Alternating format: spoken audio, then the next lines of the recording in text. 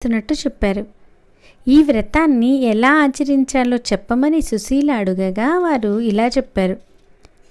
భాద్రపద మాసమందు శుద్ధపక్షంలో చతుర్దశి తిథి నాడు ఈ వ్రతం చేయాలి. 14 ముళ్ళు వేసిన ఎర్రని తోరాన్ని సిద్ధం చేసుకొని నదీ స్నానం చేసి పసుపు కుంకుమలు ధరించి ఎర్రని వస్త్రం కట్టుకొని శుచి అయి 2 కలశాల నిండా నీళ్లు పోసి పూర్ణ పాత్రల మీద వస్త్రాన్నుంచి అష్టదళ పద్మాన్ని గీచి దర్భతో శేషసాయి అయిన విష్ణువుని స్థాపించి పూజించాలి.